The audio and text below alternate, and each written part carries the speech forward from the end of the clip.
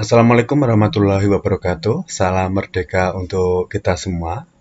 Pada video kali ini kita akan membahas materi mengenai kurikulum merdeka. Khususnya di sini adalah kurikulum merdeka untuk tingkat SMA. Tahun ini diterapkan untuk kelas 10. Nanti kita akan sedikit belajar mengenai berbagai perbedaan dari kurikulum 2013 ke kurikulum merdeka. Materi ini dibuat khusus untuk kalian yang dari SMP ke SMA dan juga untuk Bapak Ibu guru yang mengajar di kelas 10. Mari langsung saja kita bahas materi secara ringkas, lugas, dan semoga jelas. Yang pertama kita bahas adalah mengenai apa itu kurikulum. Untuk anak-anak SMA mungkin kurikulum itu apa? Kurang tahu. Kurikulum sendiri berasal dari bahasa Yunani, yakni dari kata kurir, yakni pelari, serta korera, yaitu berarti tempat berpacu. Ini secara epistemologi berasal dari bahasa Yunani. Kemudian kurikulum itu kalau di dunia pendidikan merupakan sekumpulan rencana, tujuan, dan materi pembelajaran, termasuk di dalamnya juga cara mengajar yang akan menjadi pedoman bagi setiap pengajar supaya bisa mencapai target dan tujuan pembelajaran dengan baik. Kemudian kurikulum ini berfungsi untuk menjadi acuan bagi para siswa mengenai apa saja program-program pendidikan yang harus dipelajari dan dipahami serta apa saja target pembelajaran yang harus mereka capai di setiap jenjangnya. Ingat ya, ini video khusus untuk kalian adik-adik yang kelas 10 yang tahun ini, tahun 2022, diterapkan yang namanya kurikulum merdeka. Untuk yang kelas 11 dan 12 itu beberapa sekolah masih menggunakan kurikulum 2013. Hal ini dikarenakan pemerintah itu memberikan kelonggaran. Kira-kira sekolahnya sudah siap menjalankan kurikulum merdeka atau masih menggunakan kurikulum 2013. Selanjutnya kita bahas mengenai apa itu kurikulum merdeka. Di sini kurikulum merdeka adalah kurikulum yang bertujuan untuk mengasah minat dan bakat anak sejak dini dengan berfokus pada materi esensial atau materi yang penting, pengembangan karakter dan juga kompetensi peserta didik. Nah, konsep mengenai kurikulum merdeka ini sebenarnya berakar dari pemikiran Ki Hajar Dewantara, yakni Bapak Pendidikan Nasional. Dulu Ki Hajar Dewantara itu pernah membuat pendidikan yang merdeka, memerdekakan manusia Indonesia. Jadi tujuan pendidikan dari konsep Ki Hajar Dewantara itu adalah manusia yang merdeka. Oleh karena itu, Ki Hajar Dewantara kemudian membuat sekolahan yang terkenal dengan nama Taman Siswa dan salah satu semboyannya Taman Siswa yakni terkenal dengan namanya Triloka, ing Arsa Sing Tulodo, ing Madya Mangunkarsa, dan Tutwuri Handayani. Tutwuri Handayani ini kemudian dijadikan sebagai semboyan dunia pendidikan Indonesia. Adapun pergantian kurikulum itu sebenarnya hal yang wajar. Ini disesuaikan dengan tuntutan dan kondisi zamannya. Tahun 2004 sampai 2006 itu namanya kurikulum berbasis kompetensi atau kurikulum KBK. Kemudian 2006 sampai 2013 dikenal dengan kurikulum tingkat satuan pendidikan atau KTSP. 2013 sampai 2021 ini digunakan yang namanya kurikulum 2013 yang terkenal dengan pendekatan saintifiknya. Kemudian ada penilaian autentik yang mana penilaiannya dibagi menjadi 3 ranah: afektif, kognitif, dan psikomotor. Itu yang terkenal dari kurikulum 2013. Mungkin kalian yang sekarang kelas 10 itu pernah merasakannya ketika kalian duduk di bangku SMP. Ketika terjadi COVID itu kemudian Mas Menteri kita mengeluarkan kurikulum, yakni kurikulum prototype atau kurikulum darurat, yang mana kurikulum 2013 itu disederhanakan di tengah pandemi. Akhirnya sekarang tahun 2022 dan rencananya sampai tahun 2024 yang nanti akan dievaluasi pada tahun 2024, akhirnya diterapkan kurikulum merdeka. Tapi dari Kementerian Pendidikan juga tidak memaksakan untuk seluruh sekolah itu menggunakan kurikulum merdeka. Di sini terdapat beberapa titik poin dari kurikulum merdeka. Yang pertama adalah lebih sederhana dan mendalam, karena kurikulum ini akan fokus pada materi esensial dan pengembangan kompetensi peserta didik pada fasenya. Jadi nanti ada fase-fasenya. Fase A, fase B, fase C, fase D, fase E, dan fase F. Untuk kalian yang duduk di kelas 10 SMA itu namanya fase E. Selanjutnya, tenaga pendidik dan peserta didik akan lebih merdeka karena bagi peserta didik tidak ada program peminatan di SMA. Peserta didik memilih pelajaran sesuai dengan minat, bakat, dan aspirasinya. Dan juga nanti kaitannya dengan SDM, sumber daya manusia, dan kemampuan sekolah dalam menyediakan pelajaran-pelajaran yang diminati oleh siswa. Selanjutnya adalah sekolah memiliki wewenang untuk mengembangkan dan mengelola kurikulum dan pembelajaran sesuai dengan karakteristik satuan pendidikan dan peserta didik.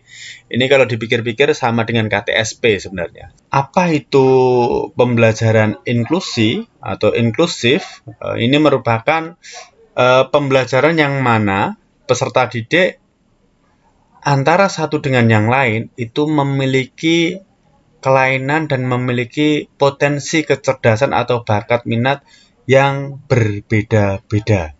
Jadi di sini pendidikan inklusi itu antar peserta didik yang satu dengan yang lain itu memiliki perbedaan. Oleh karena itu, dalam melaksanakan pembelajaran, guru tidak boleh menerapkan metode, media, atau apapun yang sama antara satu peserta didik dengan peserta didik yang lainnya. Jadi soalnya juga harus ditimbang antara yang sudah tinggi, pengetahuannya sedang, dan pengetahuannya rendah. Ini namanya adalah pembelajaran yang inklusif. Jadi nanti guru itu mengetahui mana siswa yang sudah berpikiran tinggi, sedang, dan rendah. Dan tidak boleh membuat soal atau apapun itu sama antara yang tinggi, sedang, dan rendah. Jadi harus dibedakan. Nanti ada namanya diferensiasi. Selanjutnya adalah fleksibilitas bagi guru untuk melakukan pembelajaran terdiferensiasi sesuai dengan kemampuan peserta didik dan melakukan penyesuaian dengan konteks dan muatan lokal ini. Jadi setiap peserta didik itu berbeda-beda. Ini kembali ke pemikiran dari Ki Hajar Dewantoro. Kalau zaman dulu itu ada namanya teori tabula rasa dari John Locke yang mengatakan bahwa siswa itu ibarat kertas kosong. Jadi guru memberikan banyak sekali pengetahuan-pengetahuan yang dimiliki oleh guru kepada siswa. Guru itu nganggapnya siswa itu kertas kosong. Kemudian ada yang menganggap bahwa peserta didik atau siswa itu bagaikan kertas yang penuh dengan coret-coretan. Itu. Jadi ada dua teori itu. Kemudian Ki Hajar Dewantoro membuat namanya teori konvergen, yang mana siswa itu sudah memiliki tulisan di kertasnya itu, tetapi masih tipis, samar, belum jelas. Nah, tugas guru itu sebagai fasilitator, sebagai pembimbing, pendidik, dan lain sebagainya untuk menebalkan tulisan itu tadi. Inilah yang dimaksud dengan konsep dari teorinya Ki Hajar Dewantoro.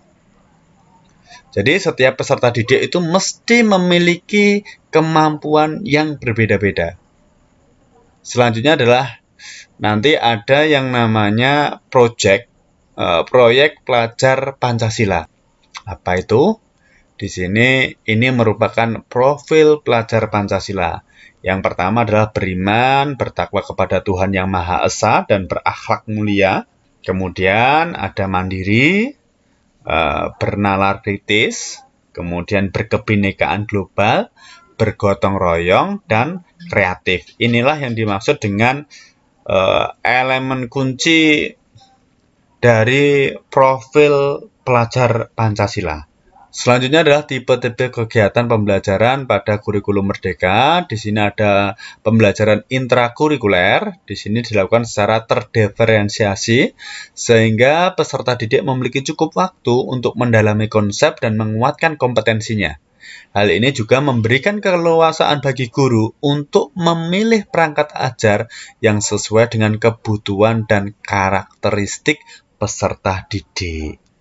Selama ini, guru itu selalu mengeneralisasi mengenai karakteristik peserta didik. Jadi seharusnya pada awal itu dilakukan yang namanya tes diagnostik.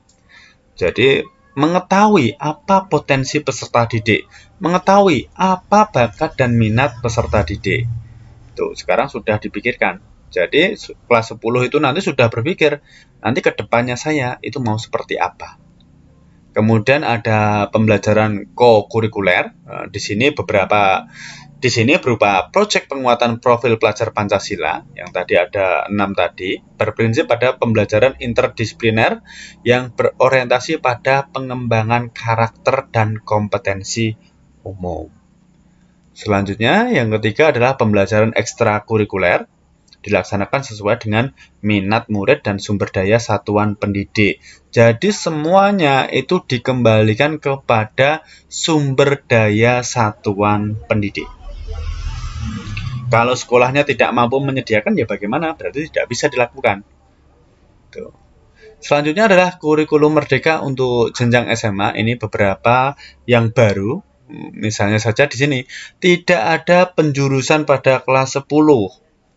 Kalau kurikulum 2013, kalian masuk kelas 10, itu nanti dilakukan tes. Beberapa sekolah melakukan tes, atau beberapa sekolah dalam menentukan IPA atau IPS, itu berdasarkan nilai rapot. Kalau di kurikulum Merdeka ini, tidak ada.